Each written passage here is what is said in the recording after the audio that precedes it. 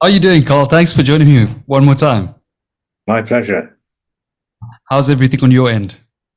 Very busy, pre-Christmas rush. Yeah, I can imagine. I'm so sorry that it fell into this time of the year, but I've been looking forward to this chat for quite some time.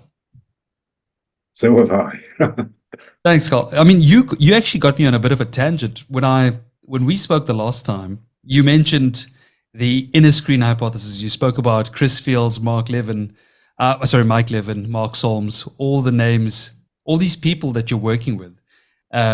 Not directly, but very indirectly, but a lot of you are working along similar projects. And it really took me in a bit of a rabbit hole. I started I started going deep into it. I got Mike back onto the show. I got Mark back onto the show. So you're partly responsible for me having many round twos, and I think at this point it's only fitting that we have our round two. Okay. Remember, I am the amateur here, so I'll be asking you what Mark or Mike or Chris said. Yeah, so look, first of all, I was looking at your publications for 2023. You've published close to 100 papers this year. And my first question to you is this your average output per year? Because if so, it's absolutely incredible. Yeah, 100 sounds quite a lot. I find myself, first of all, yeah, being a co-author on a paper doesn't mean to say that I have written the paper. So as you get older, you acquire more academic colleagues, more academic children, and to endorse their work and participate in their pursuits, you're often invited to be a co-author. So Mhm. my job is much more like an English teacher, marking people's papers, and I do that at the weekend, and I do about one or two per weekend.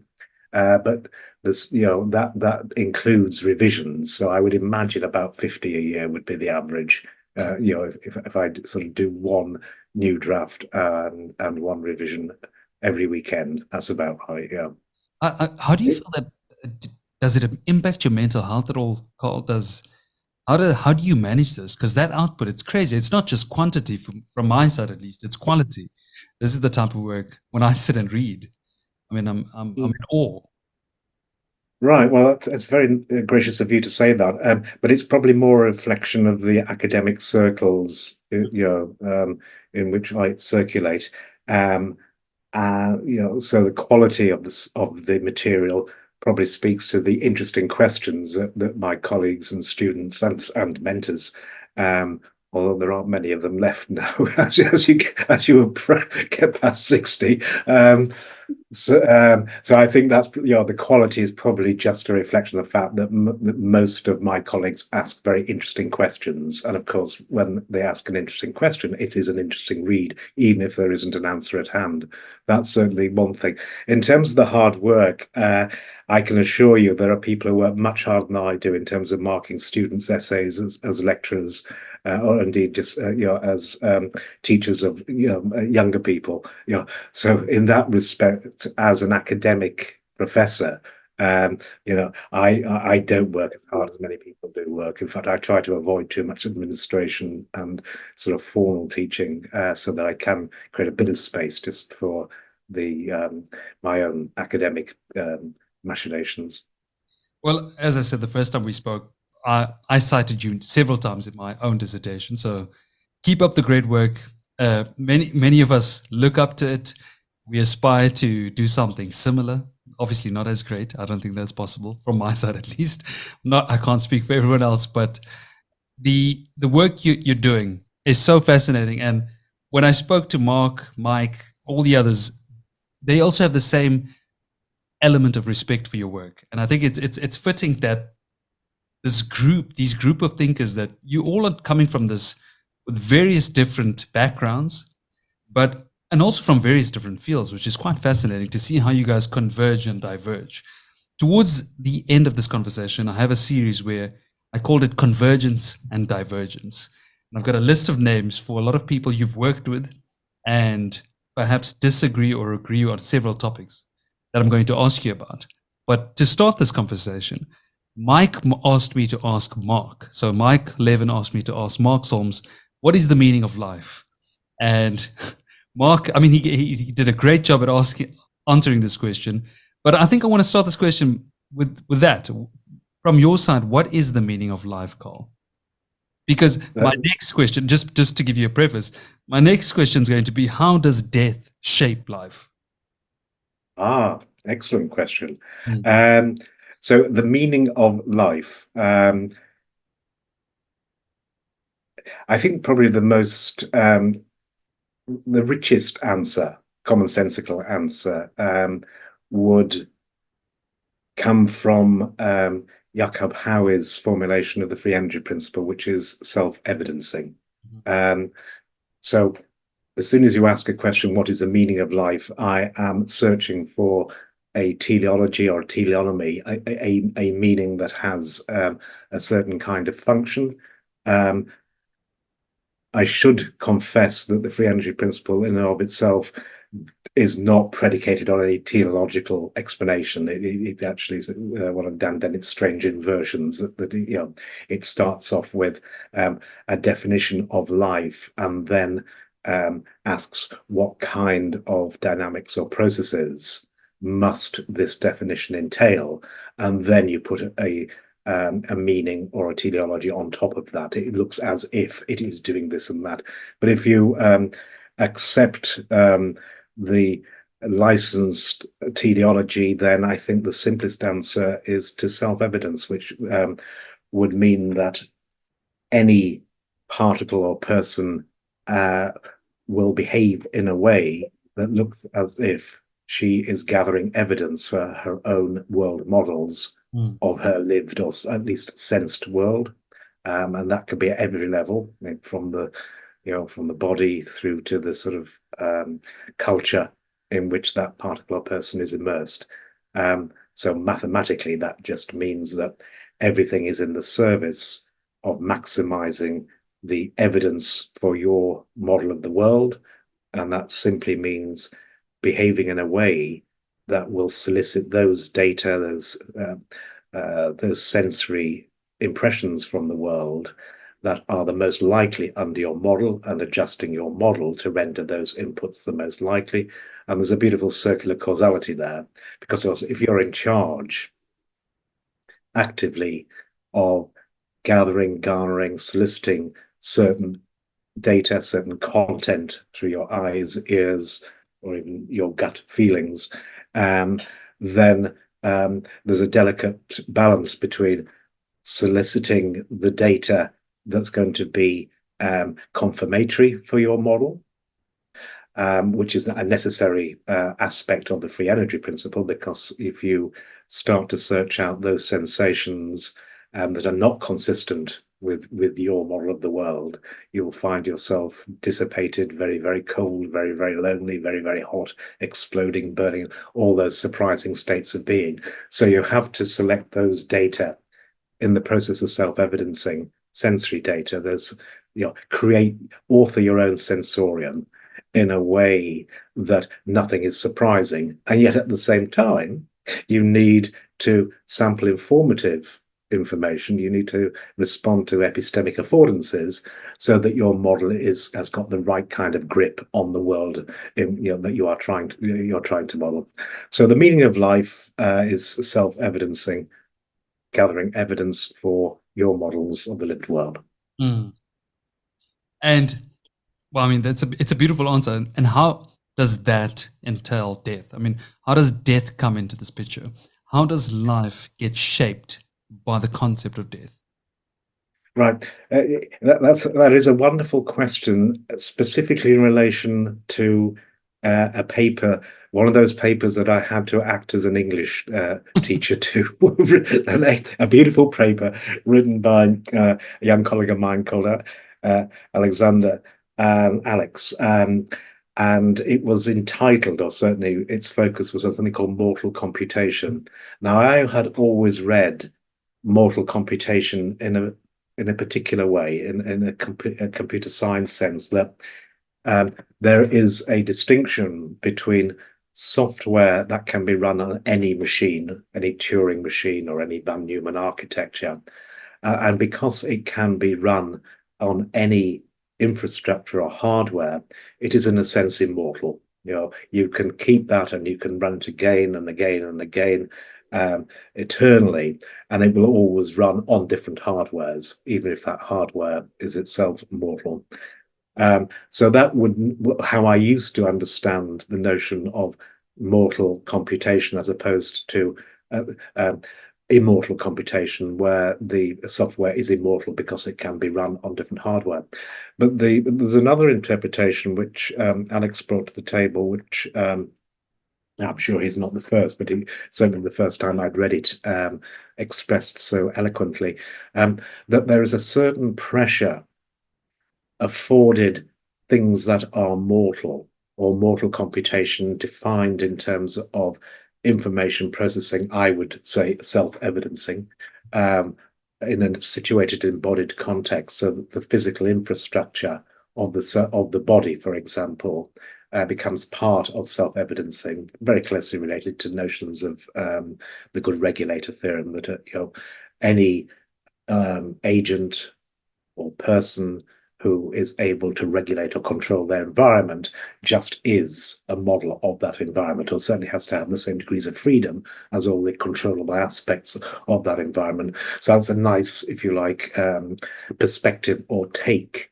on mortal computation, that the hardware matters, the body matters, the infrastructure matters, the brain, the physiology, the anatomy, the wiring actually matters. And in that wiring, in that structure, in that composition, in, say, those multicellular architectures that Mike loves playing with and theorizing about, the very structure in and of itself is the computation. It is the knowledge, very much in the sense that from an evolutionary perspective, my body is the accumulation of evidence by natural selection as to what is the best kind of phenotype that is apt to survive in this particular eco niche. So that would be mortal computation. But the perspective I wanted to get to was that it also implies that you're going to die. So if you are mortal and you're a mortal computer, and I would say that everything, well specifically biotic things, natural things, are mortal computers, and you have to die, that puts a certain pressure on the self-evidencing, in the sense that if you don't do your self-evidencing properly, so this is again very teleological, so I wouldn't say this if I was a physicist, but I'm not a physicist here, so we can wax lyrical.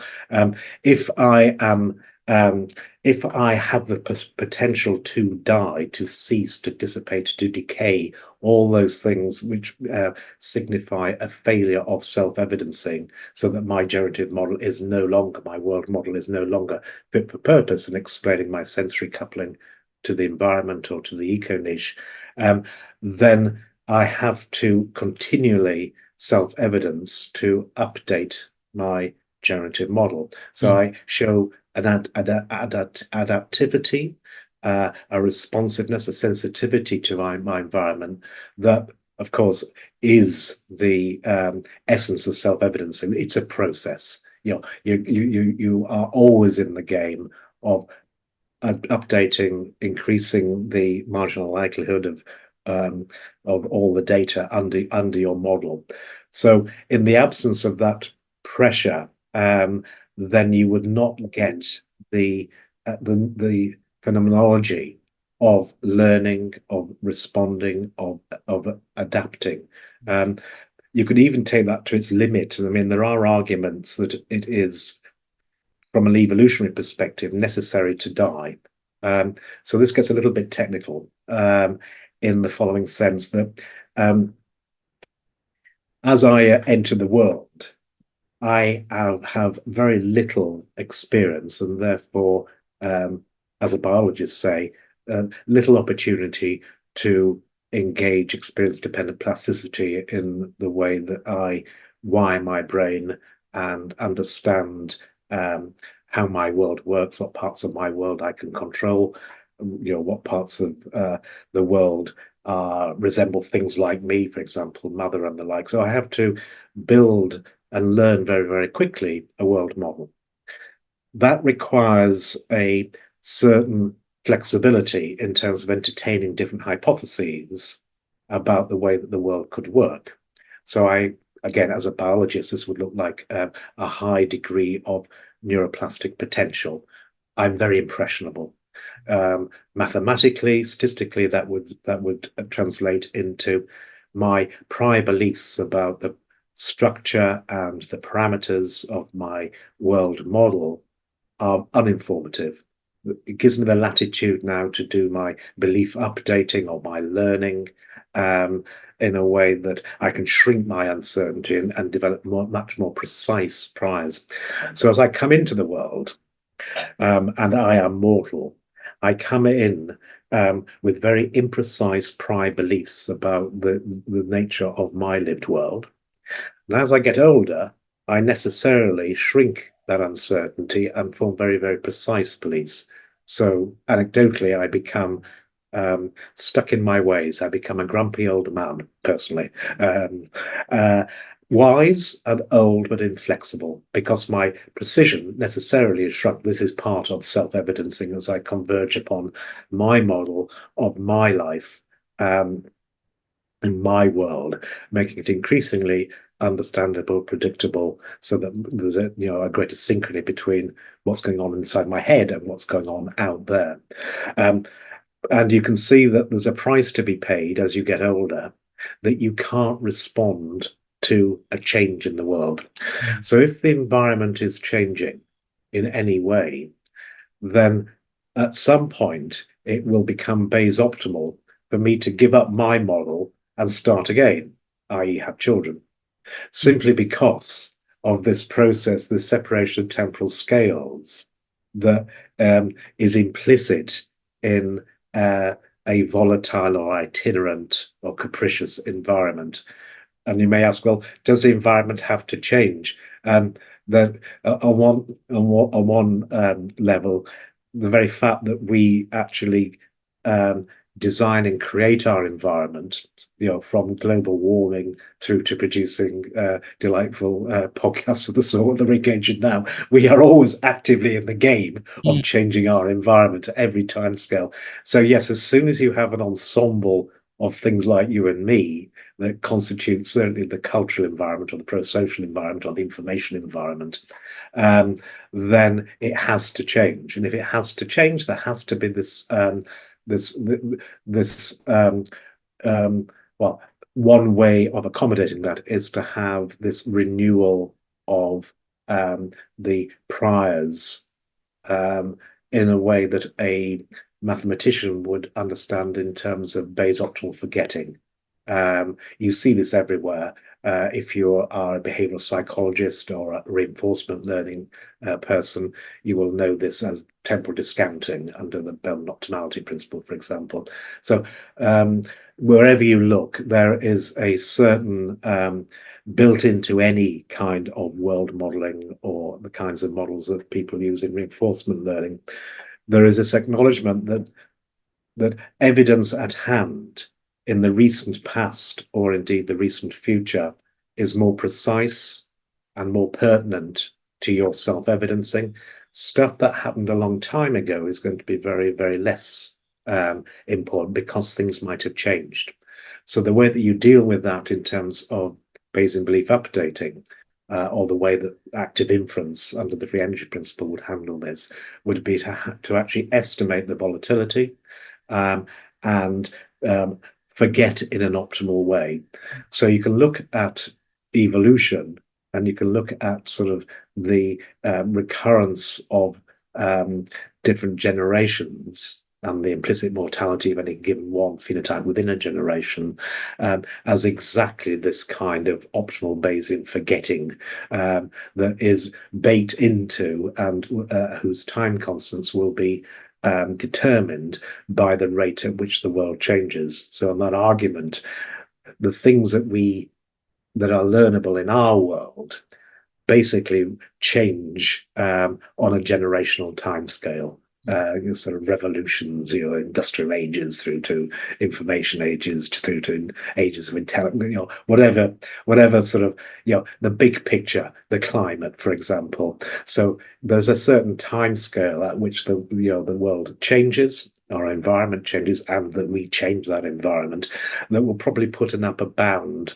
on the duration of any given generative model before it has to forget and then start again. You could imagine certain artifacts that gracefully forgot and that were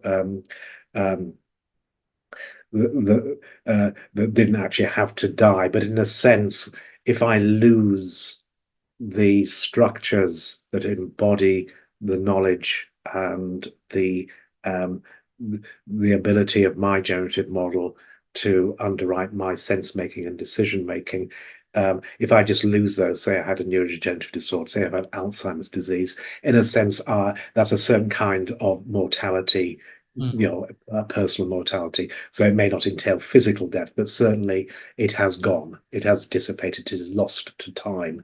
So there's, there can be mortality at many, many different levels. I'll give you one example, which always makes me smile, is that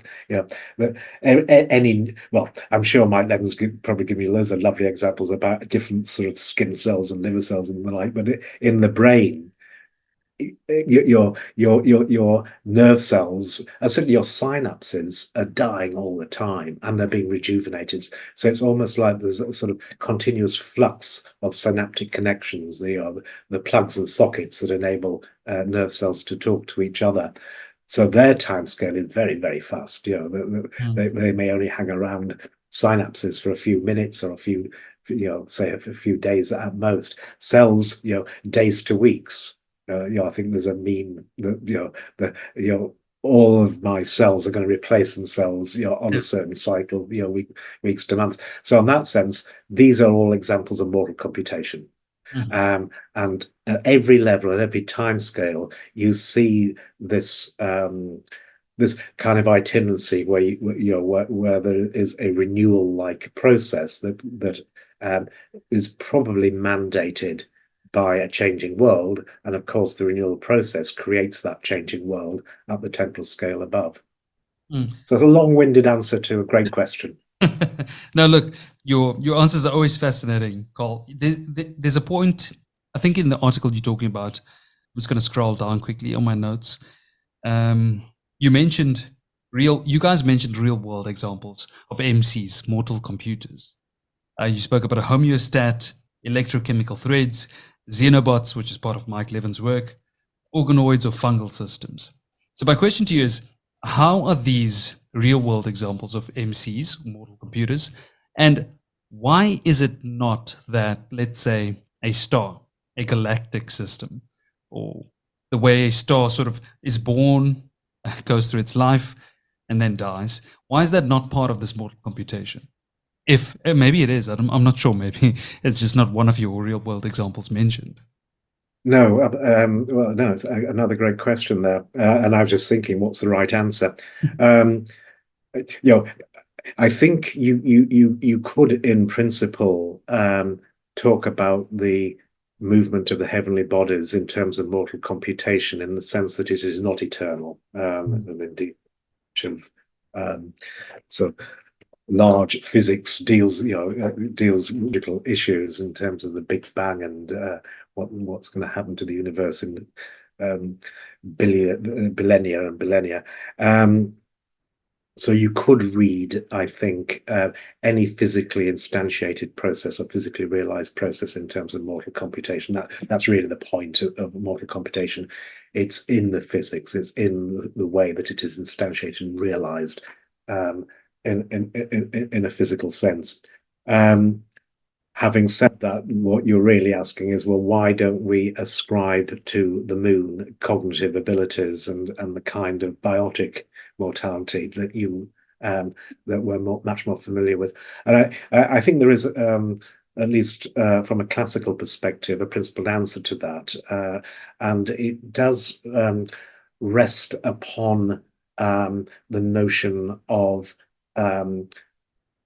different scales. So we're talking before about our synapses having a different kind of mortality in terms of the time constants from our cells, from our brains, from our bodies, from our families, from our species, and so on. I think you can apply that notion to everything.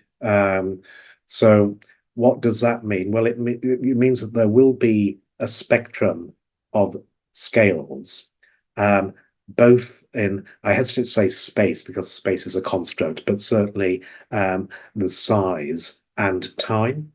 And the question now is, where would you normally expect to find biotic kind of self-evidencing or self-organization? A basal cognition that Mike might have articulated or described.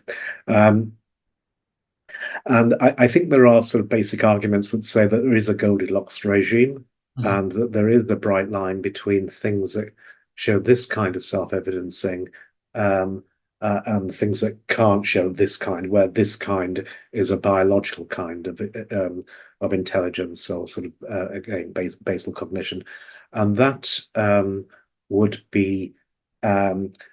Let's just start. What determines the differences between one scale and the next? And one very simple answer, and I repeat, this is from a classical perspective. So this is from the perspective not of quantum information theory, but from the perspective of random dynamical systems that underwrite thermodynamics. You can get to quantum mechanics from the notion of random fluctuations, and writing down things like Langevin equations. So the idea here is that the universe is just an expression of changing states, where there's a separation of timescales into states that change slowly and things that change very, very quickly. And then you can say that the flow or the dynamics on the states of the universe can be split into slow stuff, which is a function of the state, and fast stuff, which we call random fluctuations, or stochasticity, say in a stochastic differential equation. Now, here's the big move. If that's true, that means as you move from the very, very small to the bigger, in the way that you move, certainly under the Markov boundary or blanket partition that that's part of the free energy principle, you are going to have to average many, many states together, specifically the states that surround or entail any given particle or artifact or anything that can be differentiated from its environment.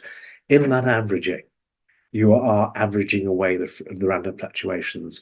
So as you move through the microscopic, well, the quantum to the microscopic to the mesoscopic to the macroscopic, right through to the cosmological scale, you have a progressive reduction in the amplitude of random fluctuations. Now, what does that mean? Well, it means the very, very small, say, the kind of physics that quantum mechanics would concern itself with, is going to be dominated by random fluctuations. They're going to be so fast, you're never going to be able to measure attributes of anything at any one point in time. And in fact, you have to articulate your entire physics in terms of probability distributions or probability amplitudes and wave functions and the like, simply because the random fluctuations are dominating over the slower kinds of flows that typically have a more conservative aspect. So I'll just introduce a key distinction here. It may sound silly, but you'll see why it's relevant to your question about whether the stars have cognition. So this flow can always be decomposed into two bits. This is basically a gift of the Helmholtz decomposition. The dynamics can be decomposed into two parts. A conservative part, often known as divergence-free or solenoidal, basically the kind of flow that you'd see as water flows down a bath hole, a plug hole, that it circulates around. So it's not falling down, it's a component that actually stays at the same height, the same potential in gravitational potential, but moves round and round and round. And then there's the other part, which is the dissipative part that's flowing down the gradients down. In this instance, it looks as if it's under the force of gravity, and that dissipates energy, which is why it's called a dissipative part of the flow. Crucially, that dissipative part of the flow is determined by the amplitude of the random fluctuations. So when you're very, very small, when you're doing quantum physics, everything is about dissipation. Everything is about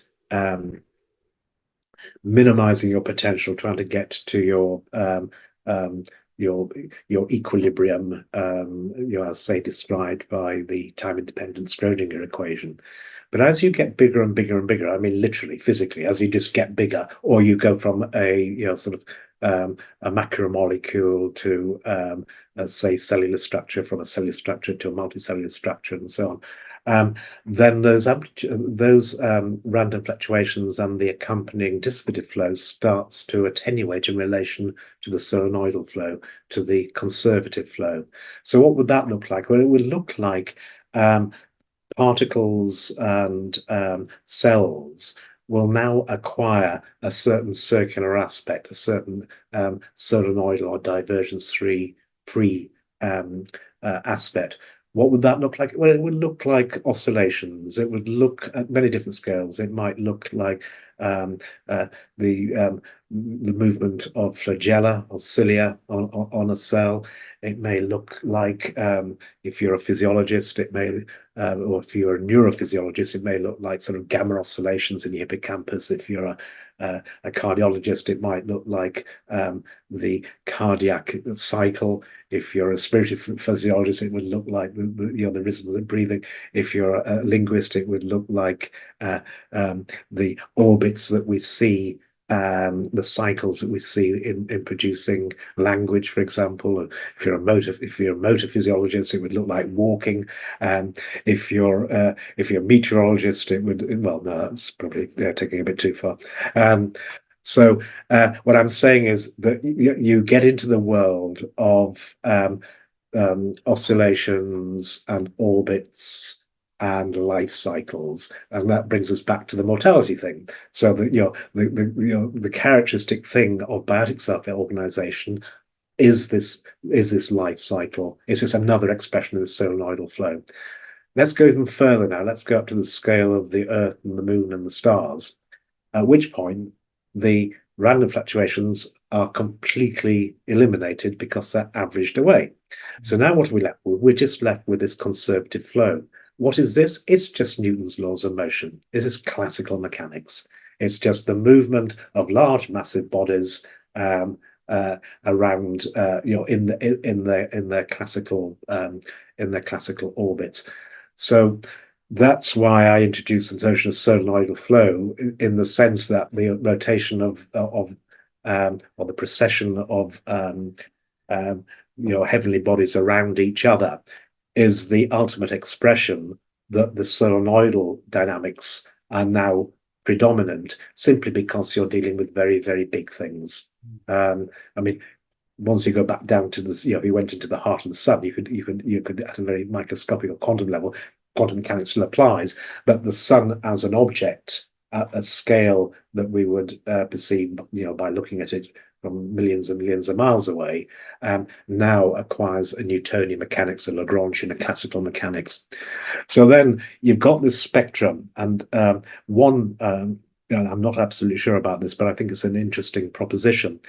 One question then, is there a Goldilocks regime which is not completely conservative and is not completely dissipative in the spirit of quantum mechanics, where you would find biotic, natural systems that have these life cycles, that have both this dissipative aspect, and of course the dissipation I'm talking about here, the gradient flows down the sort of non-gravitational potential, but the potential afforded by the free energy, either of a thermodynamic sort or variational free energy that underwrites the free energy principle. That just is a self-evidencing.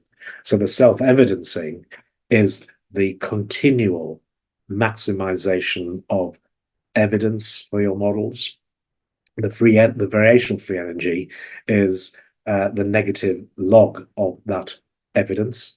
So that means you're always trying to minimize. So the variation free energy now plays the role of a gravitational potential. It's like a potential energy, as it were.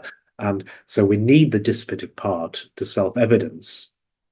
But if we self-evidence in the absence of if we self-evidence in the absence of any solenoidal flow, we wouldn't be mortal, because we wouldn't have this cyclical revisit, this orbit, this kind of itinerancy that is necessary to break detailed balance. If you're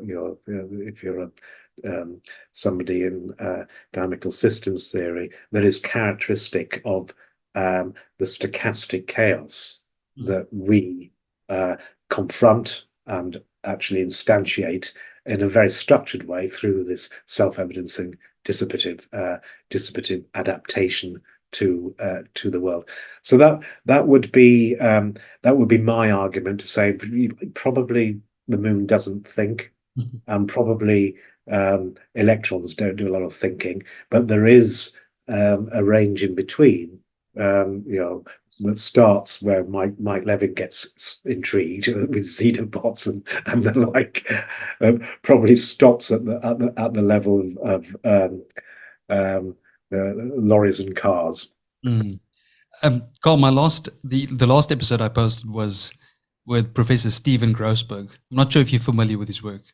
Oh yes, absolutely. No, he's not a friend, but and not really a mentor in the sense that, but he was certainly one of the great and good with Gerry Edelman, who was one of my mentors before he moved to Boston from the Rockefeller in New York. Yeah, absolutely. I've spoken to Stephen twice now, and Steve's work, I mean, it's incredible. I think he's underrated. I think he's not as well known as he should be.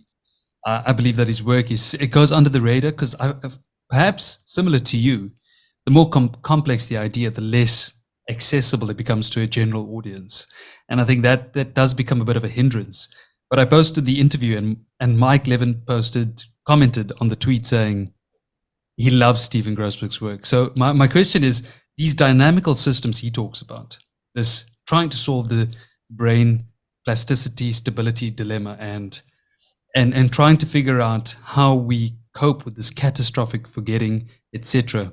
How does the free energy principle converge with this idea?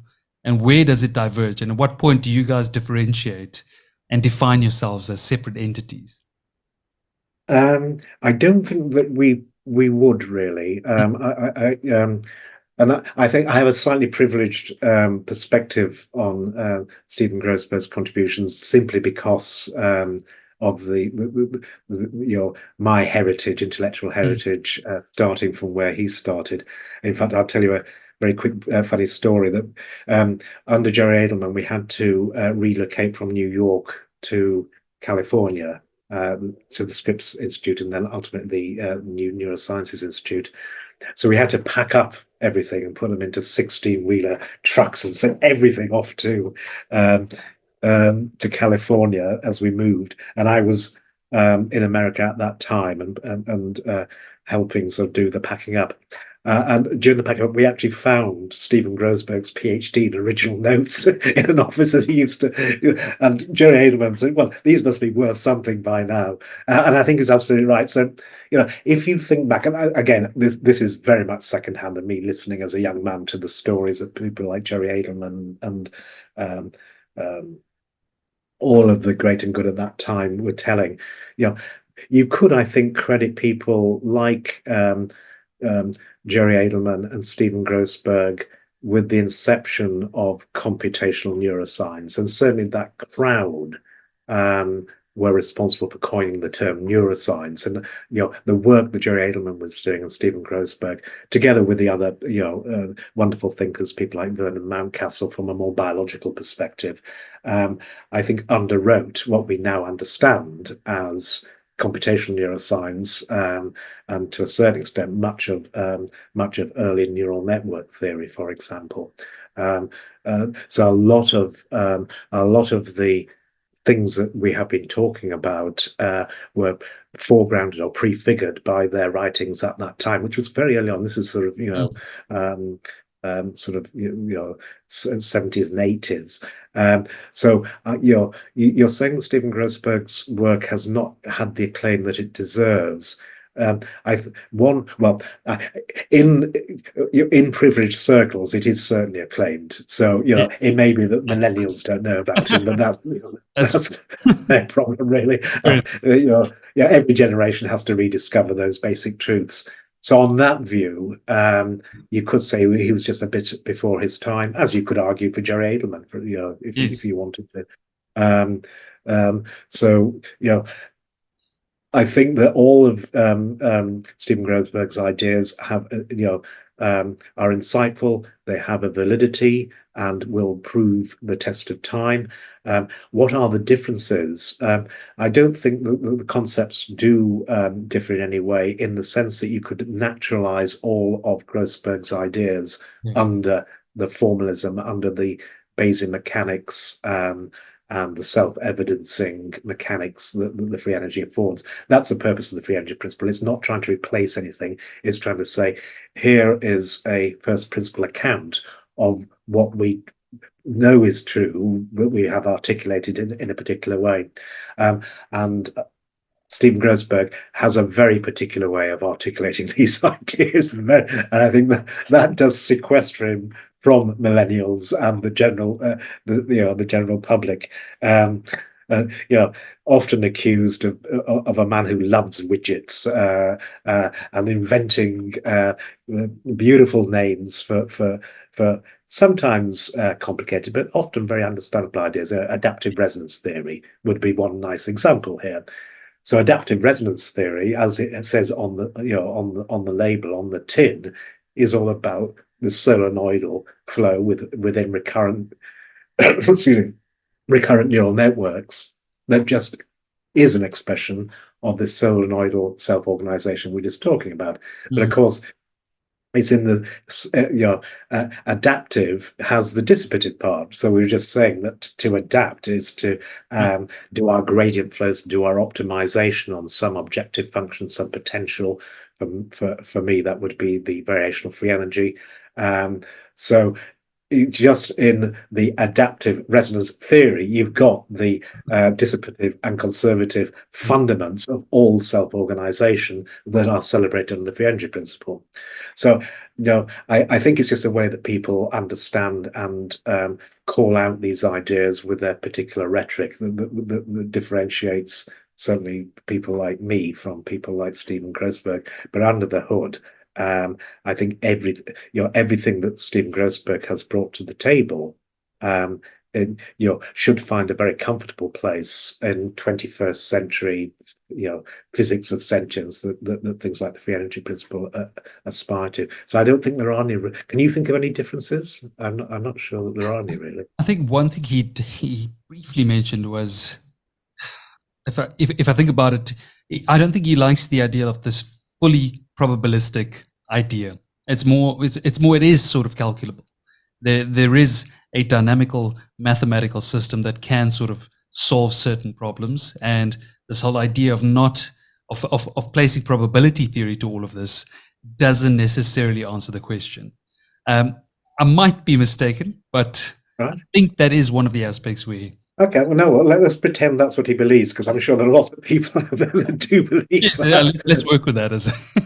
Let's work with that one. Yeah. Okay. Well, I mean, in fact, you could argue that an extreme version of that perspective haunts and frames the entire reinforcement learning community, including deep RL right back to behaviorism and reinforcement or behavioral psychology, where those notions come from.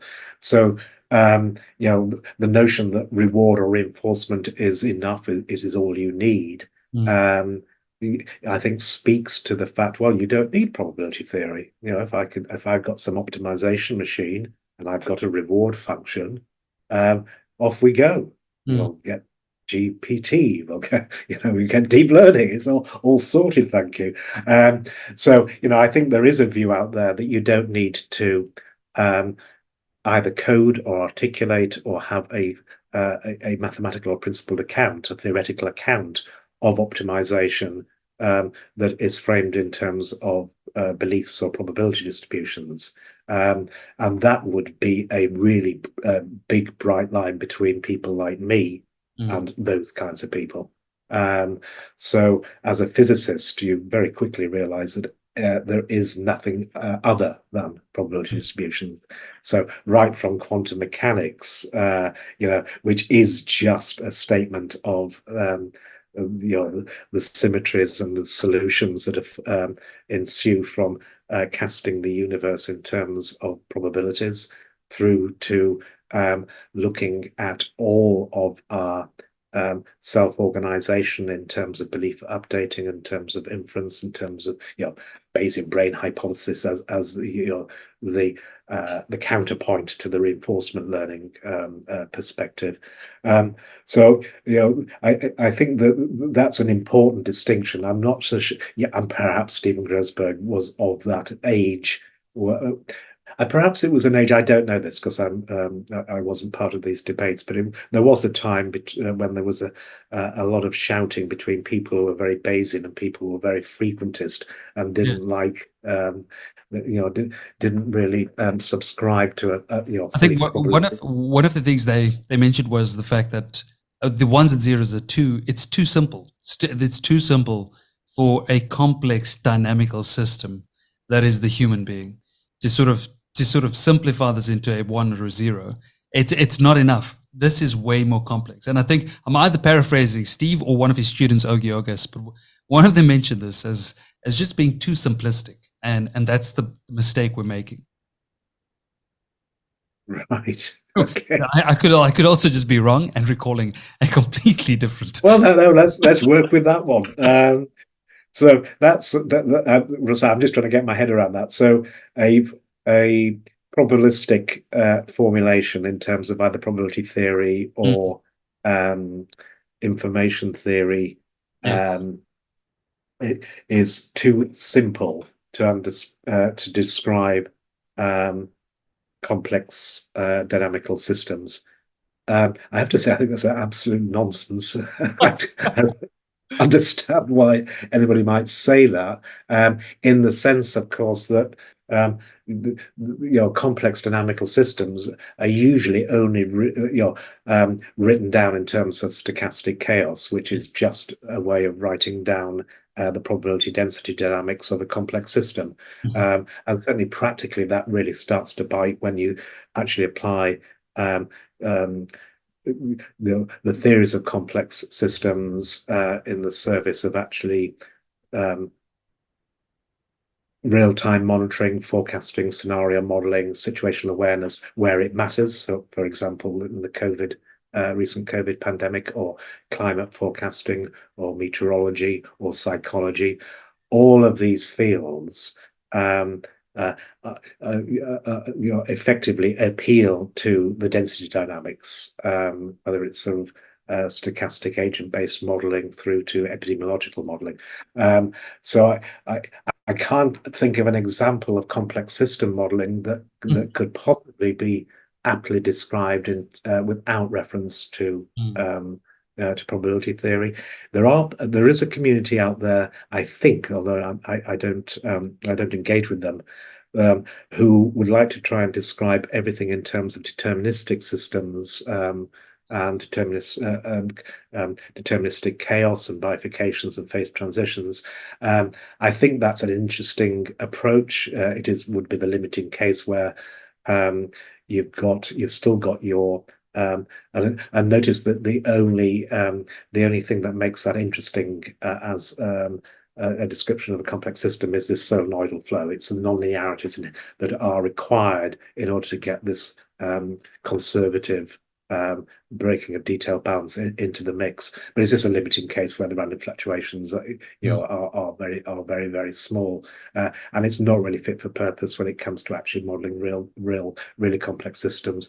So the reason perhaps it's a bit hard to say it's absolute nonsense. The reason I say it's absolute nonsense is you need the random fluctuations in the inherent probability theory to talk about the complex systems. If you deny yourself that, you are basically trying to describe complex systems with very simple things like Lorentz attractors and the like, which you can get quite a long way with, but at a certain point it just goes away. I actually don't think it was Steve who said that. I think it was one of his students who wrote a book on how thinking emerged from chaos, and I think it was based on what you're talking about regarding this the chaos theory. Now, generally, it's just unpredictable, and there is no sort of probabilistic outcome from whatever you're trying to study. Right. But again, even then, it still doesn't work. It really does not. Yeah. I see. So it's the indeterminism, sensitivity to initial conditions, indeterministic chaos that they're bringing to. That I don't think that's a tenable argument. Stochastic chaos is exactly that kind of indeterminacy, but also now equipped with fast random fluctuations. So now that you have to deal with the evolution of probability distribution, that will show chaos. I mean, that's what stochastic chaos is about. That's a description of the so interesting random dynamical systems like you, me, and our universe are just ways of writing down the functional form of the dynamics that shows stochastic chaos. Carl, I noticed because I'm a medical doctor, a lot of the listeners assume that this podcast is a medical podcast, and it's not. It's very much a philosophical podcast trying to understand the mind-body problem, consciousness, and nature of reality. But I think even though when we touch on these topics, you can't help but have practical significance and delving to these issues on morality or certain practical issues. For example, something you brought up in one of your lectures is called synaptopathy. Synaptopathy. Am I saying that correctly? Yes. Yeah. What is synaptopathy? And what is the relevance of this with regards to the Bayesian brain and healthcare? Right. So it has great relevance. So synaptopathy is just an umbrella term for a pathology of synapses. For those non-medics or non-neuroscientists, I repeat, the synapse is basically a microscopic plug and socket that enables brain cells to communicate, that in turn lends the brain a functional anatomy that can be thought of as a deep neuronal network, almost identical to the deep recurrent neural networks of the kind they might find in, say, a transformer architecture. There are certain other principles of functional anatomy and integration which would characterize a neuronal network, but crucially, that neural network depends upon synaptic connections. So those synaptic connections are incredibly important, and if there is any pathology, you will inevitably evince a neurological or psychiatric disease. Now, I'm not saying that all psychiatric and neurological disease can be cast as a synaptopathy, but anything that is a synaptopathy will manifest as a neurological or psychiatric disease. And then you've got all sorts of etiologies for how synapses might break down. There could be a chemical imbalance, there could be a neurodevelopmental imbalance, there could be neurodegenerative etiologies. So, a very simple example that would be, say, Alzheimer's disease, the kind of dysfunctional synaptic function you get in Parkinson's disease, alpha-synucleinopathies, the kind that you might get if you took a psychedelic. well, too many psychedelics or too much of a psychedelic. That would be a chemically mediated synaptopathy. So anything that disturbs, perturbs, or renders aberrant synaptic communication could be in a pathological way, or that then leads to a pathology, is a synaptopathy. So it's a really important concept, I think, if you're a neurologist. And I repeat, it is an umbrella term because there could be lots of ways in which you can break your synapse. The reason it's particularly fundamental for medicine, in particular psychiatry or neuropsychiatry, is that the synaptic connectivity basically determines the connection weights in your neuronal network. And very much in the spirit of in the moment adaptation and this contextualization that we're talking about, these synapses, the static strength changes over all time scales. So before we're talking about synaptic regression, to use Giulio Tononi's notion of synaptic homeostasis, synapses coming and going in terms of them being mortal structures. But of course, there's a whole gamut of timescales where their expression and their strength is contextualized in a Bayes optimal way, right from within milliseconds in terms of after hyperpolarization effects or refractory periods, then through to say several hundred milliseconds with after hyperpolarization effects, through to short-term plasticity, through to early and late long-term plasticity. So what I'm trying to get in play is that synapses are the thing that make you a good regulator, a good model, a good self-evidencing machine, because they underwrite the network structure that coordinates all of your sense making and all of your action, be it motoric or autonomic or physiological. And this architecture is changing all the time at many different timescales in a really coordinated and important way, of the sort that underwrites everything that we learn, but also in terms of everything we attend to and everything that we, everything that one could argue we actually experience. So that brings into play an interesting kind of pathology where you've lost the ability to modulate or contextualize your synaptic connections. And then you start thinking, well, what would that look like?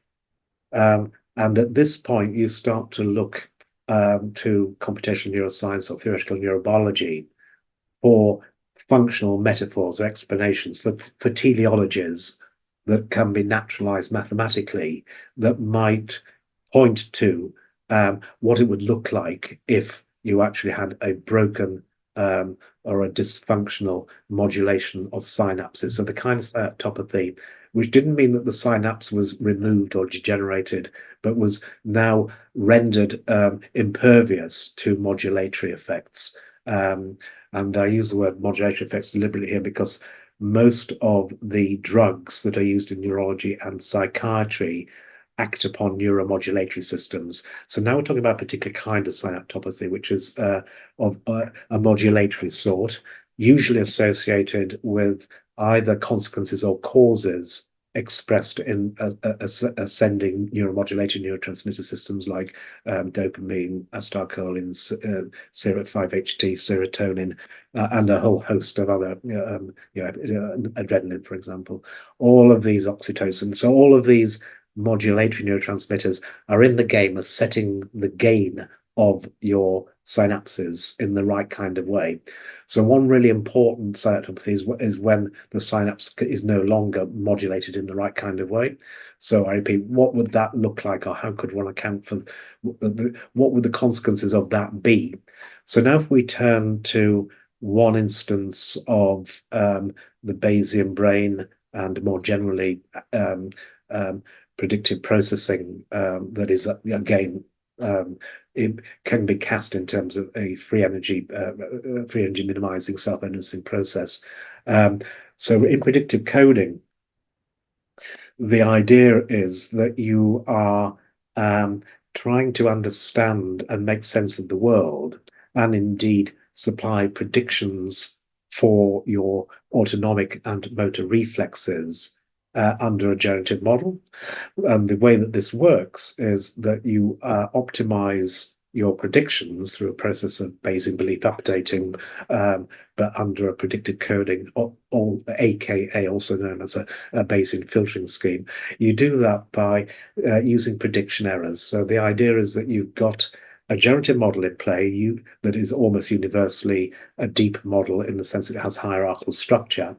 And this hierarchy that is defined by these sparse synaptic connections now can be read as a generation, an inside-out generation of predictions to the sensorium or to the motor plant or the autonomic system. And then certain systems will have sensors or sensory input, and then you'll compare your prediction against the sensory input to form a prediction error. And then that prediction error is suitably weighted by its precision, by its the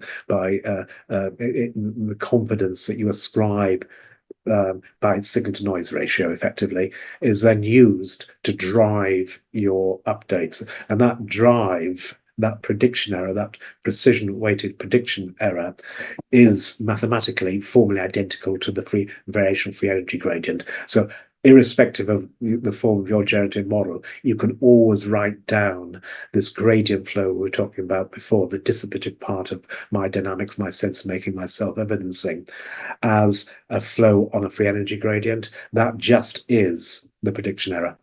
I won't explain why it figures so centrally predicted coding.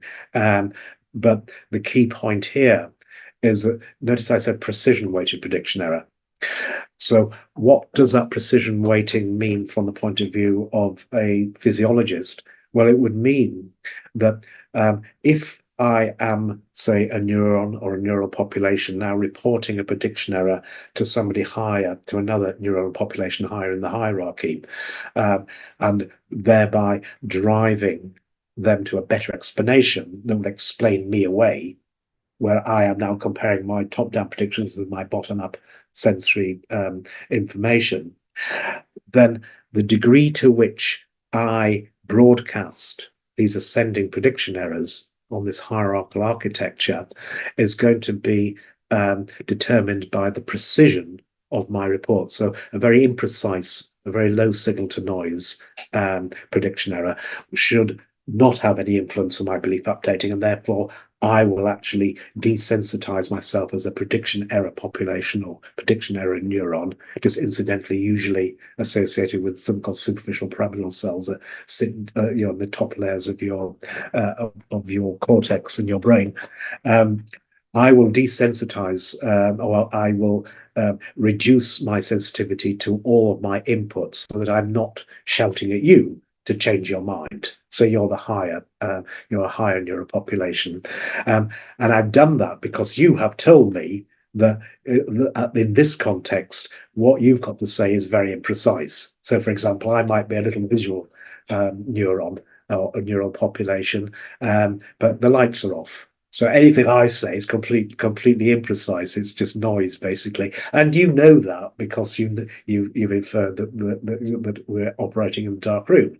So you'll decrease my precision via these neuromodulatory mechanisms, and therefore I will not be reporting what's going on. Now imagine the situation where you've got a particular synaptopathy, a synucleopathy, for example, in the occipital cortex, where you now cannot control my gain. So now I'm stuck in a particular modulatory synaptic state where I'm always reporting stuff. Now that's going to have profound effects on your belief updating and on what you actually believe is a cause of your sensory input. You're going to start hallucinating. And indeed, that's what you see in many synaptopathies or synucleopathies involving sensory, say the visual cortex. So what we're saying here is that synaptopathy of this particular sort inevitably targets a really delicate part of inference and sense making, which is getting the precision or the standard error or the signal to noise estimates right. And it will inevitably lead to profound difficulties in inference. So what's going to happen is your brain's going to make false inferences. And I mean this in a very, sort of standard, straightforward way. If you were teaching your medical students, about type 1 and type 2 statistical errors, this is exactly the kind of false inference that the brain can make if you have this form of synaptopathy. So you could commit type 1 errors, inferring something is there when it is not. What's that? That's an hallucination. That's a delusion. That's you inferring something is there when there was no actual cause. Or you could make a type 2 error. What does that mean? Well, it means I'm inferring something is not there when it is. What's that? That's a neglect syndrome. That's a dissociation syndrome. And you can start telling, formally identical, at least mathematically formally identical stories to explain things like Parkinson's disease.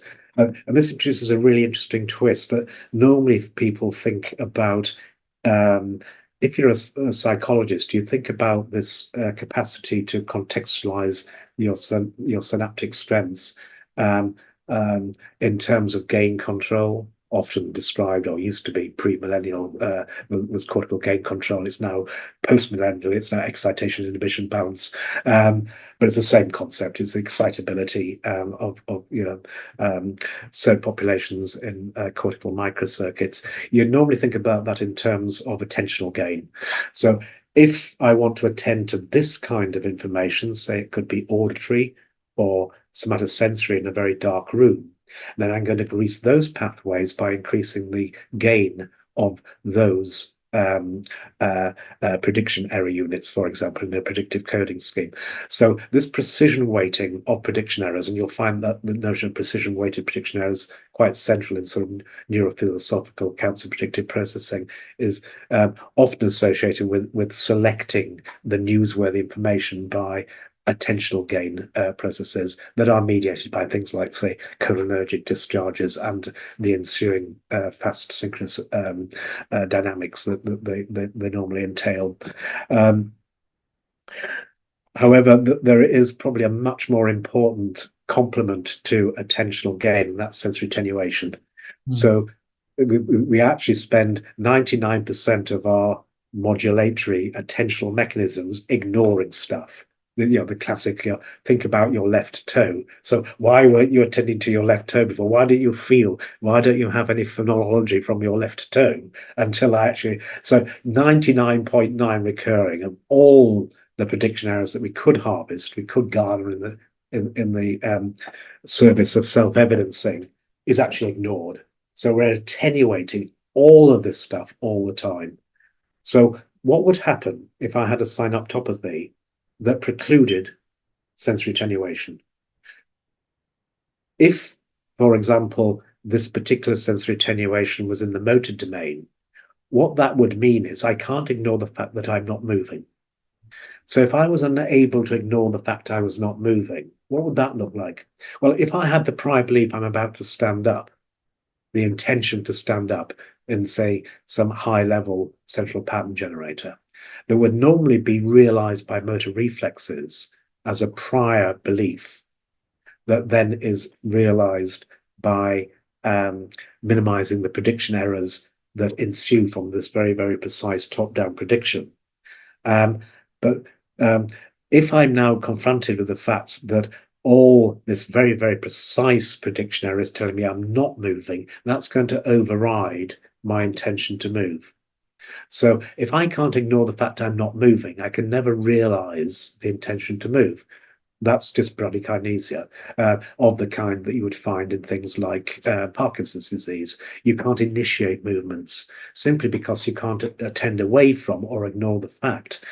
You can think of this in many other domains. Let's pretend that I now can't attenuate. There's a failure of sensory attenuation to certain interoceptive signals. say, mesenteric signals or signals from the gut. So I can't attend away from all those little interoceptive signals that normally I ignore. So now I have to find explanations for them. So normally I would ignore all the gut feelings, the interoception from my gastrointestinal tract. But now I'm trying to find explanations. Have I got bowel cancer? Is this pain?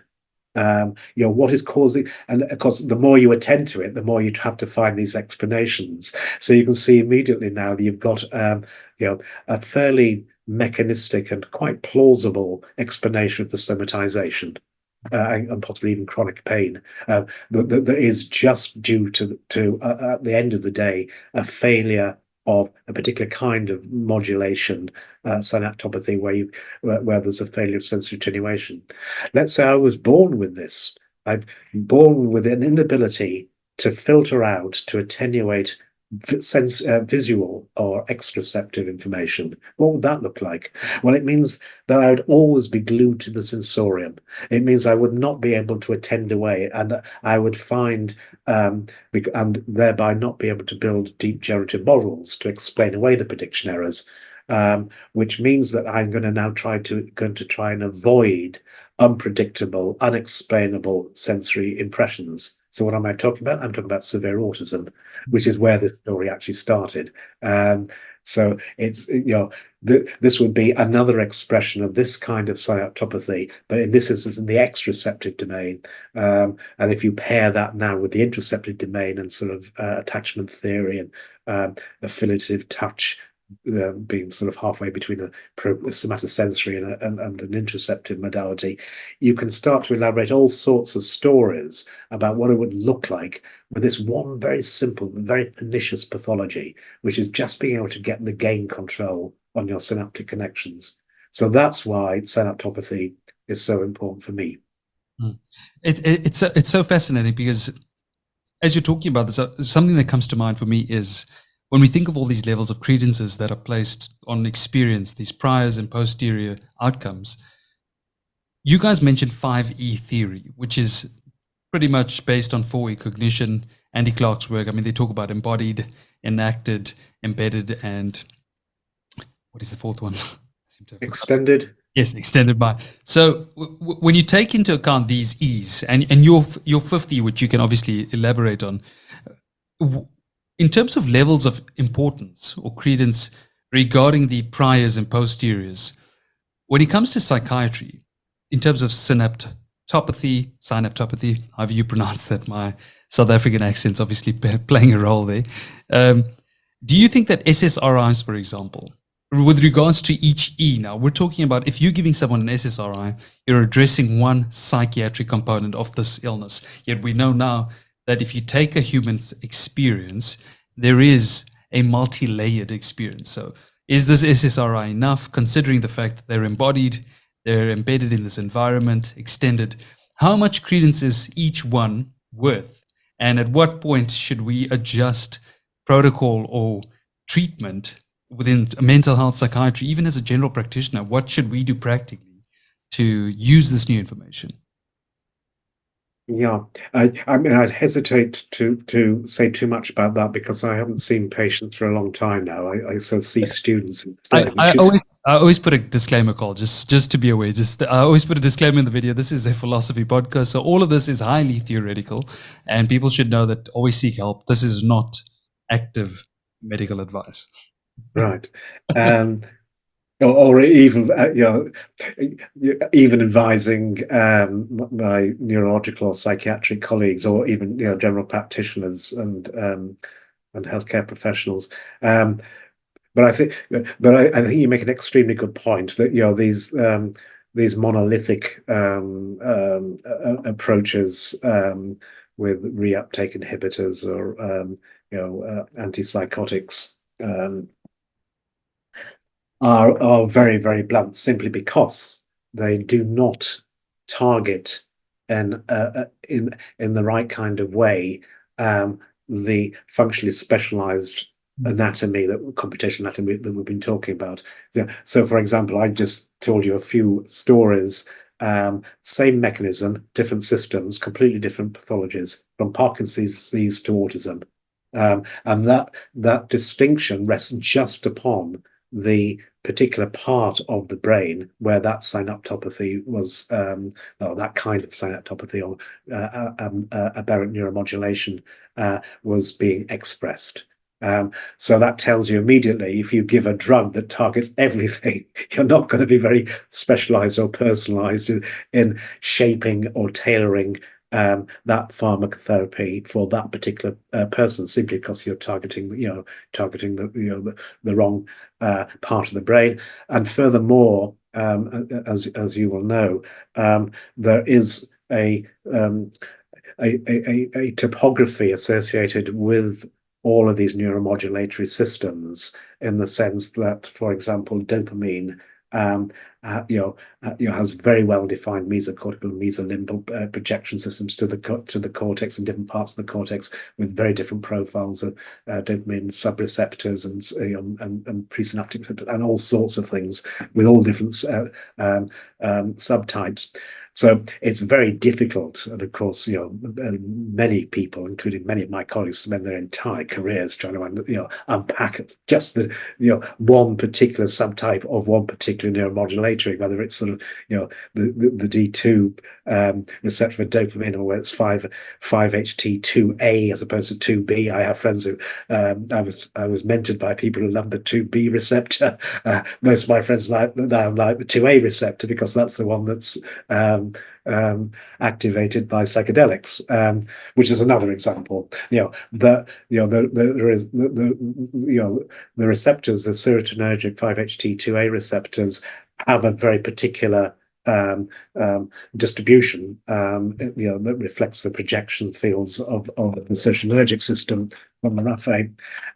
So you even giving one drug, say an SSRI, you are going to have no control over where you're actually tuning this. And this is particularly relevant in terms of things like the effects of psychedelics on higher level belief structures implicit in hierarchical generative models in the brain, relative to the lower level sense making parts. And I mentioned that specifically because, of course, that's very relevant for psilocybin assisted psychotherapy, for example.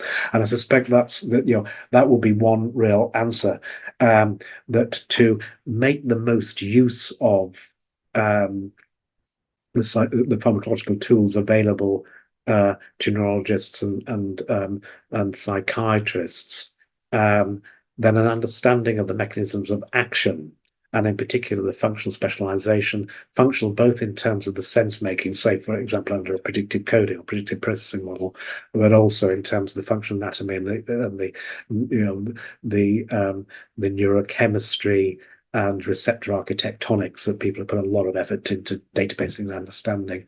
To make the most of that, then understanding the mechanics of what these drugs are doing and the systems upon which they are operating may be very useful in motivating, for example, combined psychotherapy with a particular drug treatment. So one example of this, I'm sure there are many examples of this, but is the work of people, the theoretical work of people like Robin Carhart Harris and his mentors, people like Dave Nutt and other very worthy senior colleagues, where there's now a proposal that 5-HT2A agonism or psychedelic drugs can have effects at multiple timescales. So it's not just, so the standard story in my world would be that you're changing the precision of sense making or prediction error, for example, neuropopulations in the visual hierarchy in a hierarchically imbalanced way, so that you're dissolving the precision, reducing the precision of higher level belief structures, in favor of affording greater precision to lower level processing or belief updating or predictive coding, and that would explain the visual hallucinosis that you experience with psychedelics, but also their therapeutic effect in the sense that you now can lift yourself out of, or you are literally, if you're stuck in a rut with very, very precise priors in terms of the way that I think, that I perceive and make sense of things, and also infer what I'm going to do next, the way that I plan, the way that I am an agent. If you have very, very precise beliefs, you're literally stuck in a rut. And by decreasing the precision, you now afford the latitude to explore more alternative hypotheses of being, ways of being. So that would be one, if you like, story or narrative that inherits from a computational view of, or a self-evidencing view of the brain, that would inform, or at least license the use of psychedelics in the context of psychotherapy. That you've opened up new ways of being.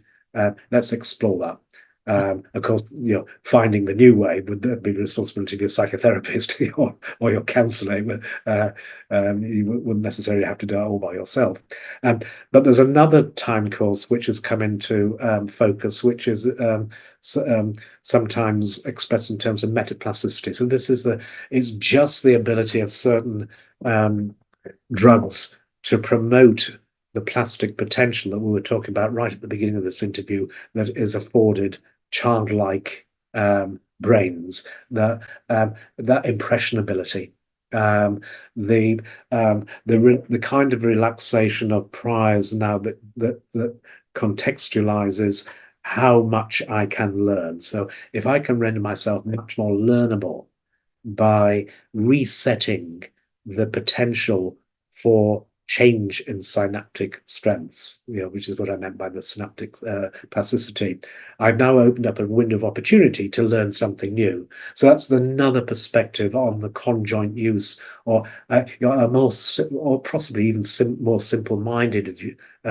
use and deployment of certain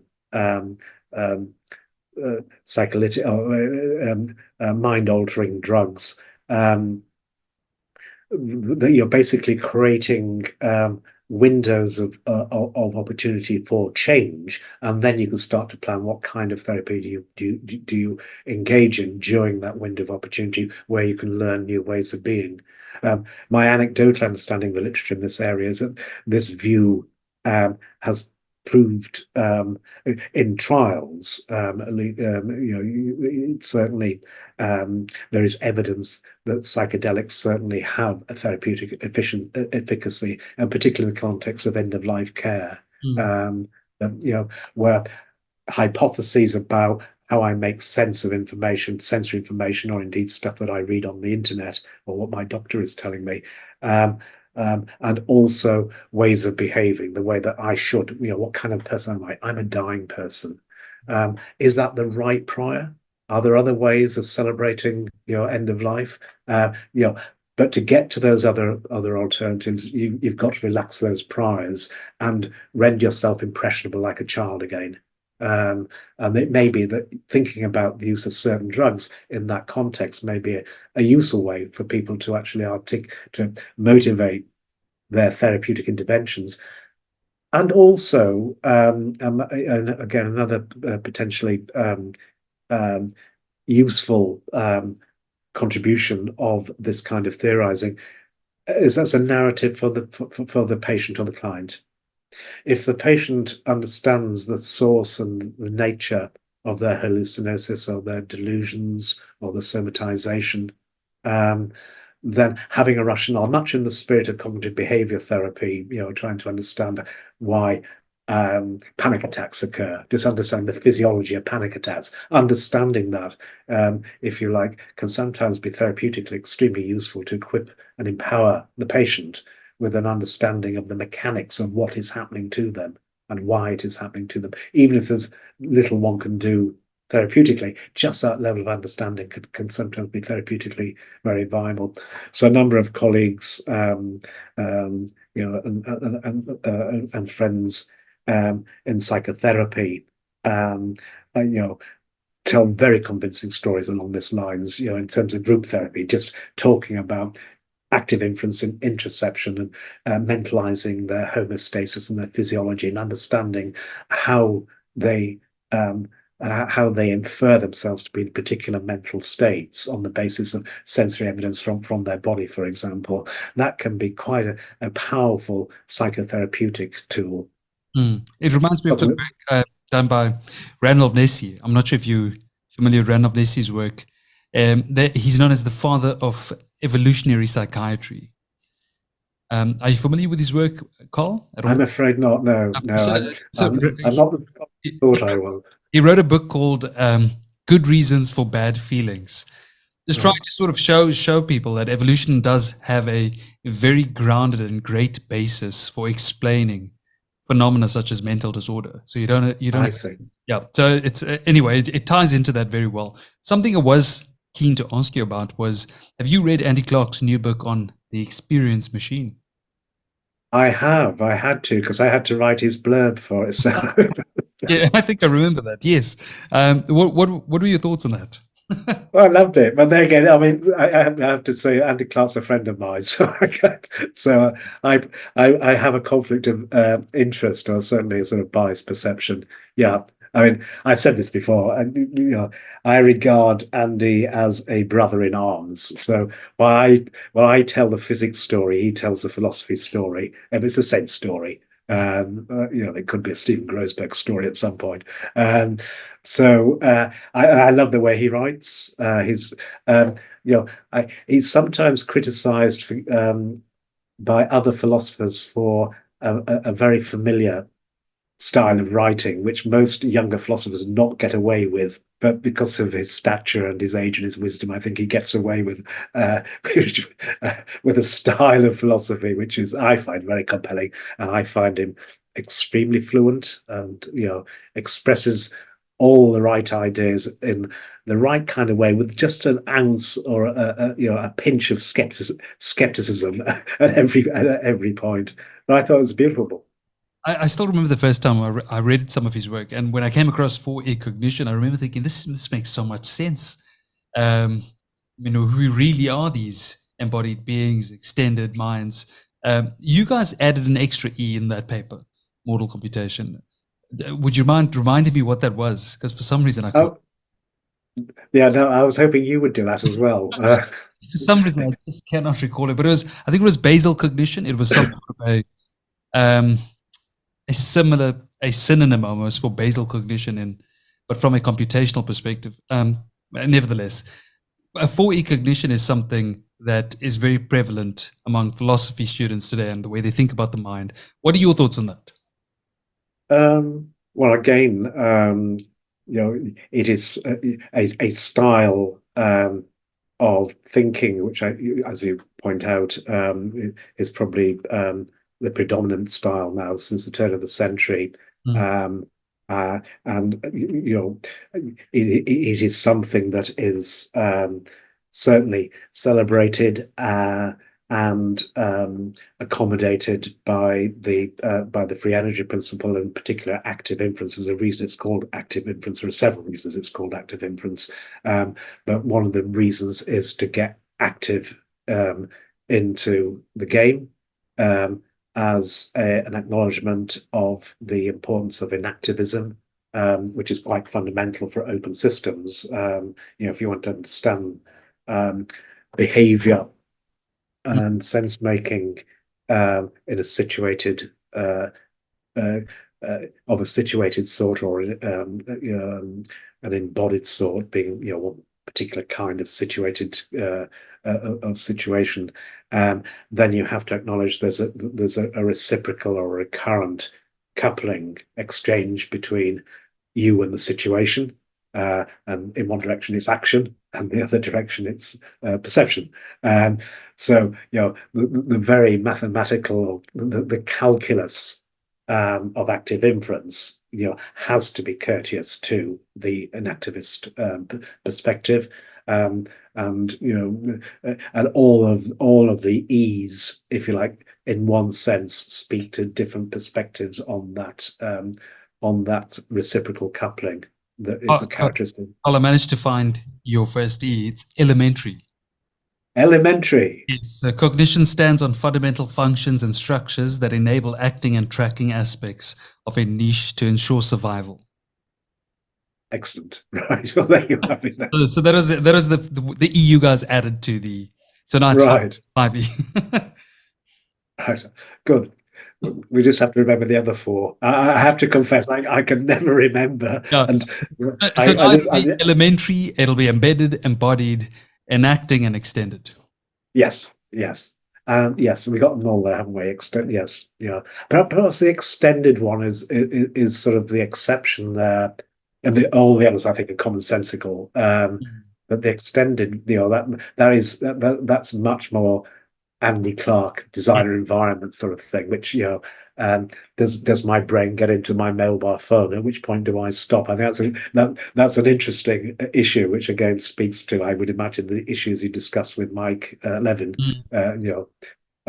It's in terms of at what point do you draw the boundary between a self-organizing multicellular system and it's that computational boundary of a self, which I think this is the perfect time to go into that segment. I thought a nice way to conclude this conversation would be to tie into some of the other people you've worked with while discussing some of the differences. And that'll open me up in my future discussions with them to come back to these conversations. And then we can continuously have this loop, these strange loops, as Douglas Hofstadter once mentioned.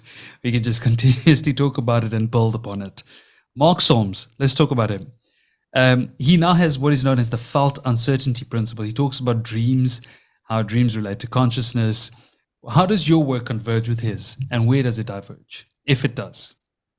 Again, I'm afraid you're going to have problems finding points of divergence. I know. Mark's sort of half friend, half mentor.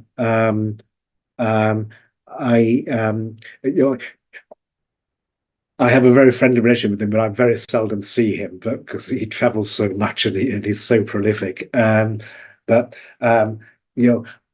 For me, he's the person that introduced me, in conjunction with Robin Carhart-Harris, with his original work on sort of Freudian free energy, but in terms of neuropsychoanalysis and the really neuropsychologically grounded and biologically grounded aspects of psychoanalysis, and how that was informed by, as you mentioned, dreaming, for example, but also generically more sort of consciousness research. I owe a lot to Mark Solms.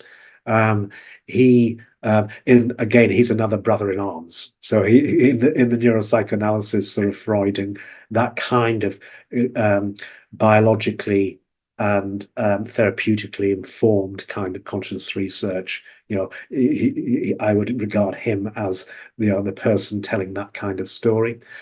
Concretely, the felt uncertainty just is the precision we were talking about before.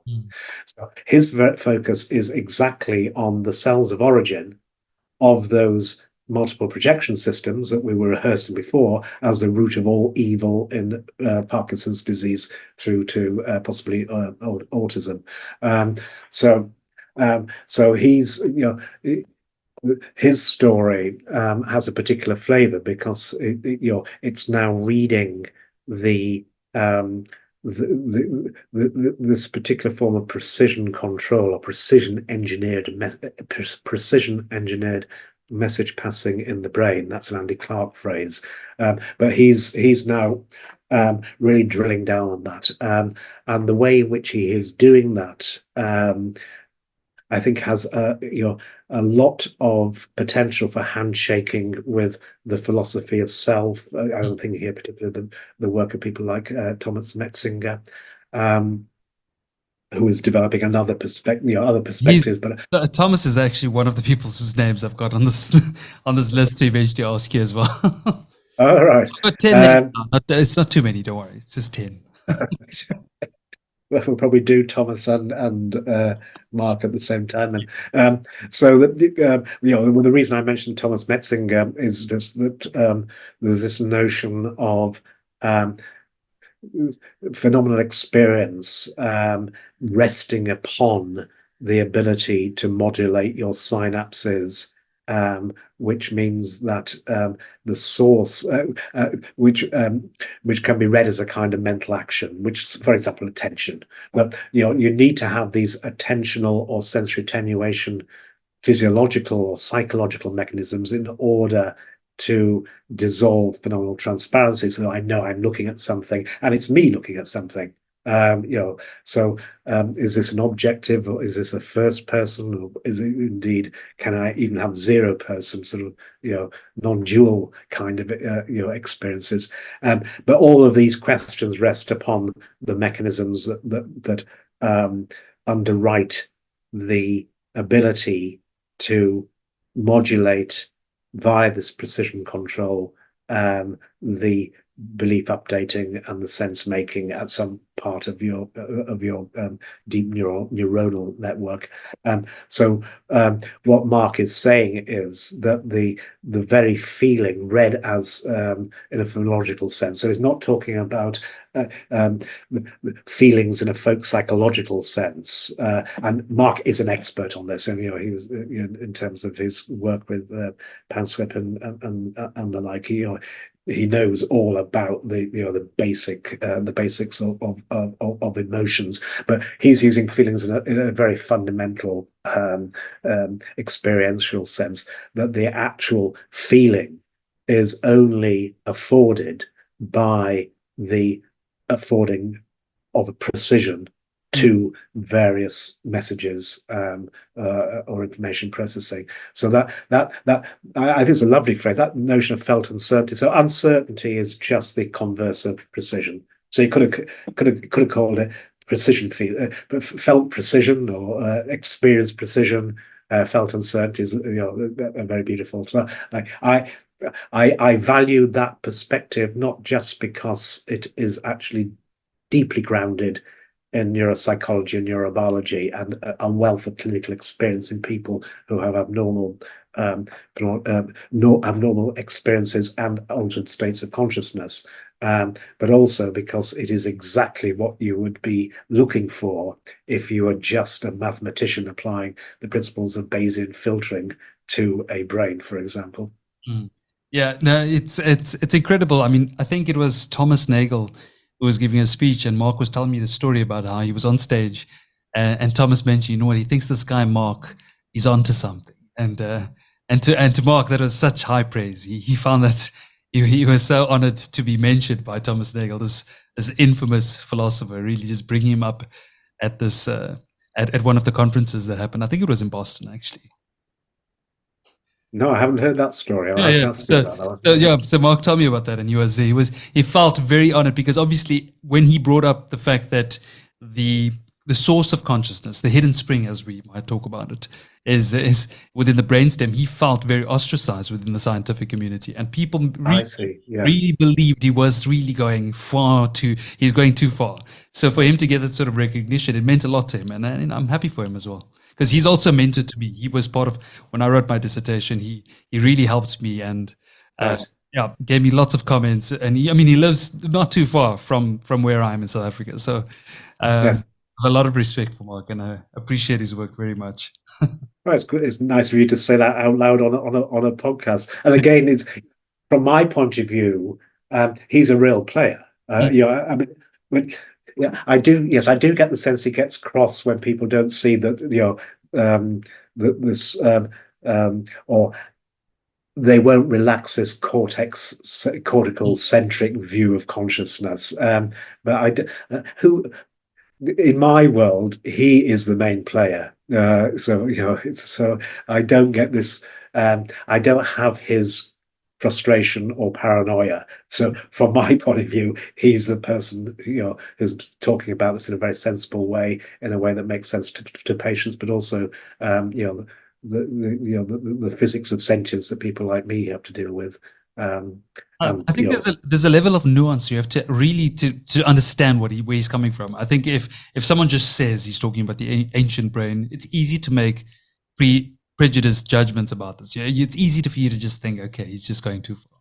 So I think there's a lot of nuance, and he's just tiptoeing a line that people just don't really know enough to comment on appropriately.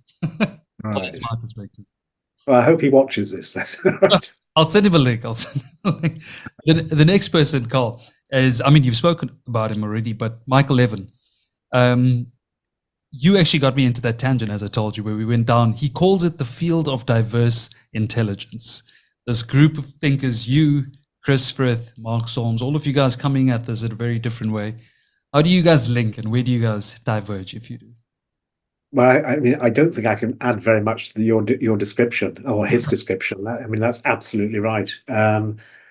It does remind me of something that Chris Fields once said, which is our job is to dissolve those bright lines between biology, physics, and psychology. And I would also add philosophy in there nowadays. It's all the same thing. And so, that those multiple perspectives and that diversity, I think, is just an expression of that's the job to be done. We should not be considered as coming from diverse fields. We're all doing exactly the same thing, using exactly the same ideas, in different experimental models or in different paradigms, and possibly using different words. But in essence, we should knock each other's corners off and just be focusing on the underlying principles of as a biologist, biotic self-organization, or basal cognition, or distributed intelligence, or more computation, however you want to frame it. Chris would say, yeah, this is just an expression of scale invariant quantum information theory.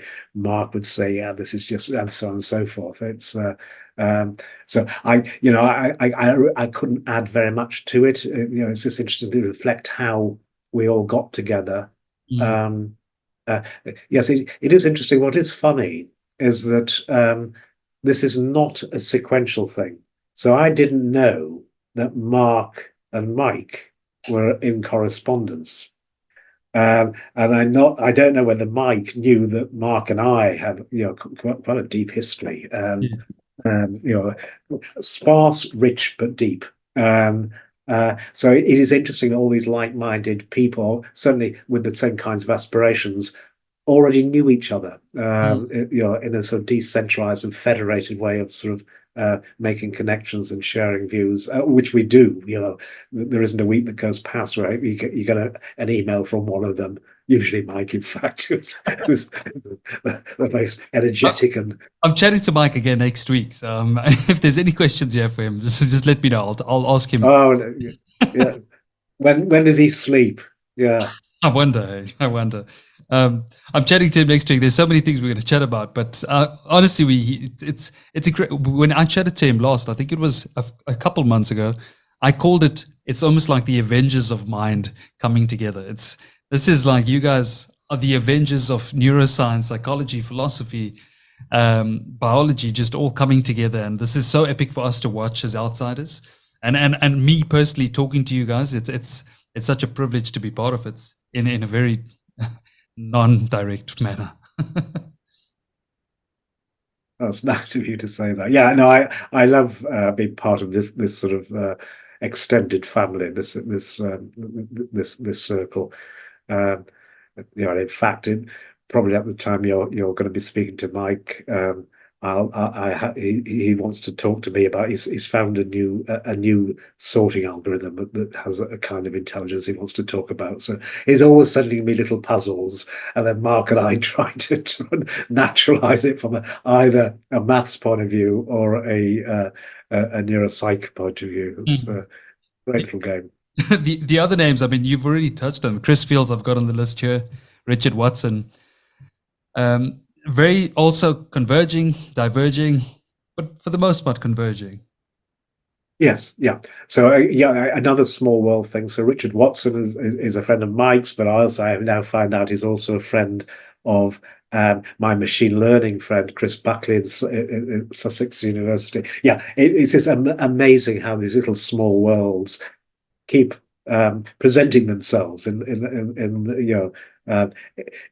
what should be a predictable, I guess, given our common interests. So I don't think I've ever personally spoken to Richard, but in the past 3 weeks, I have been in vicarious email conversation with him via two completely independent, a dual root connection. Yeah. Who else was there? So Richard Fields, and who Chris, else did you mention? What? Chris Fields. Well, you've Oh yes, yeah, yeah. yeah. No, he's brilliant. Yeah, yeah. It's, You know, watching you guys from the outside, it's amazing. You've also mentioned the other name on my list, Jerry Edelman. You've already spoken about him. Anything you want to add? not at this stage in the interview. That would be another. Just for your entertainment. Daniel Friedman and colleagues at the Active Inference Institute actually had a whole little session devoted to the mentees of Jerry Edelman. And for me, the most interesting aspect of that was the people who declined to accept the invitation to speak about working with Jerry Edelman. But you can watch a whole 2 or 3 hour YouTube recorded live stream on the experiences of at least 3 of us working with Jerry Edelman. The person you want to get to talk about that, though, is Reid Montague. Okay. So Reid Montague of Reid basically sort of not tutored, but sort of teamed up with Wolfram Schultz with the help of Peter Dayan in the would be the late 90s to put an interpretation on Wolfram's discovery of dopamine discharges that spoke to a certain kind of modeling, temporal difference modeling, which subsequently became the reward prediction error story celebrated in neuroimaging, and that dopamine was crucially or complicit in forming these reward prediction errors. So a very famous story, all started basically with, actually, you could argue with Jerry Edelman and Reid Montague, but then the deliciously dark stories about Jerry Edelman will be best evinced by Reid Montague, who's got some great stories, because Reid had to escape from Jerry Edelman to go work with Terry Sinofsky at the Salk. And pursue his work, and in that pursuing, what arose from that was the reward prediction error story, first articulated, I think, in bees with octamine, but subsequently then empirically endorsed by Wolfram Schultz's work. And just just to close the speak to this small world story. I was actually Reid's replacement when I was seconded from my brain imaging job to Jerry Edelman at a time when Jerry Edelman was friendly with my mentors back in London as a young man. But if you want to get good Jerry Edelman stories, ask Reid Montague and let me know. I love hearing the way he talks about it. I've taken notes. The last 2 names I've got here, Carl, before we close off, is Anil, Seth, and Daniel Dennett. Right. Well, Anil is another close friend and colleague. He just works down in Sussex University, and of course works next door to Andy Clark. And in fact, Anil was so over the moon. I've told this story lots of times. I'm sure Anil has as well. But we were all sequestered on a Greek island during a medicane, which is a sort of Mediterranean hurricane, and this was a real hurricane.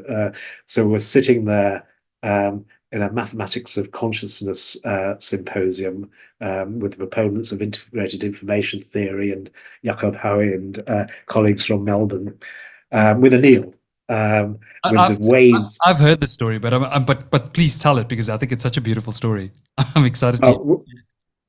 Which part? Well, there are lots of stories from that particular meeting. About Anil finally getting Andy to join the team. Now I know the story, but I'm excited to, just for the audience, please go ahead. Right. Well, I know you've given away the punchline now. Sorry.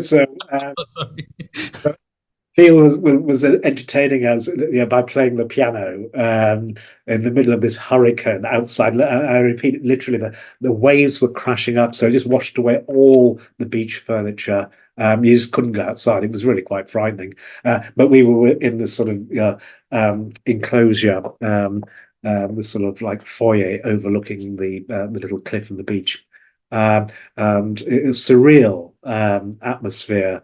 Hard day's thinking, a little bit drunk, Anil in the fading light, sort of playing the piano, when he got this phone call, which, as you say, was confirmation from the University of Sussex that they had actually secured and contracted a headhunting of Andy Clark from Edinburgh down to Sussex.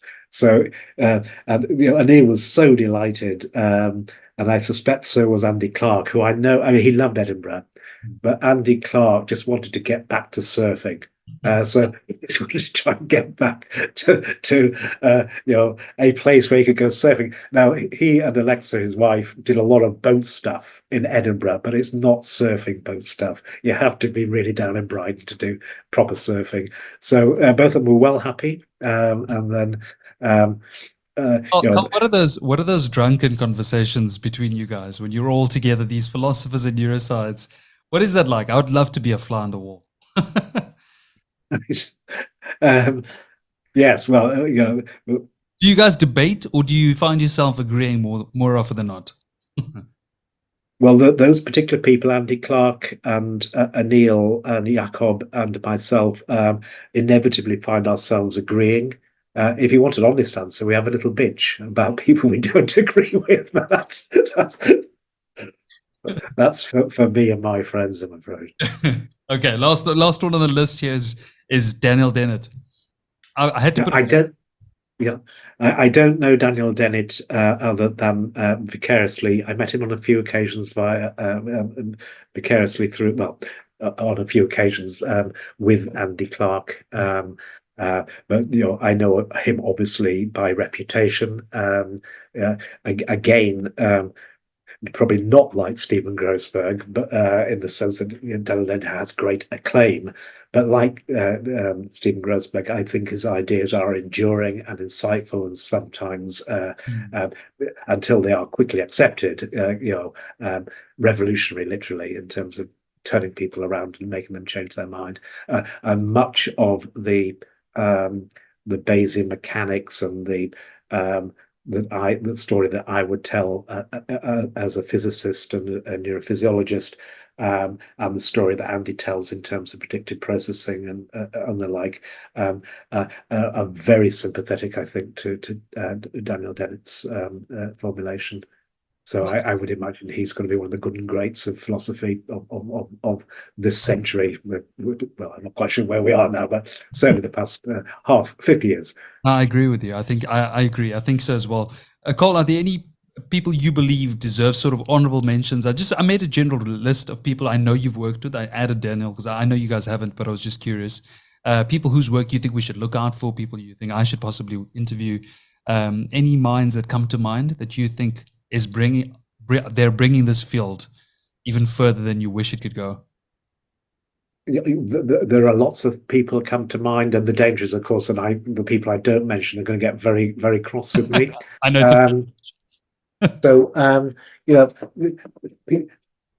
I think in terms of talking in the way that we have been talking, you probably want to talk to people who have a philosophical training, because I think that they have the art of being able to express things in an accessible way, which sometimes people like me do not have.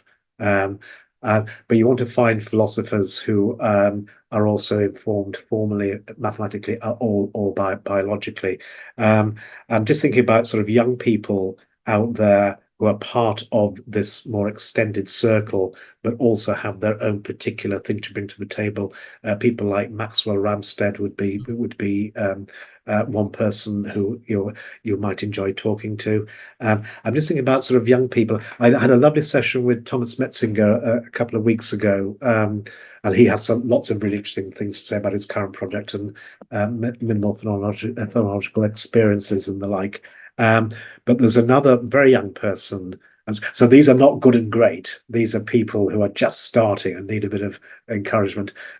So it will be Lars Sandved Smith. I think you might enjoy talking to him. It's just that he comes to mind because his work is all about consciousness, and it's all about precision control.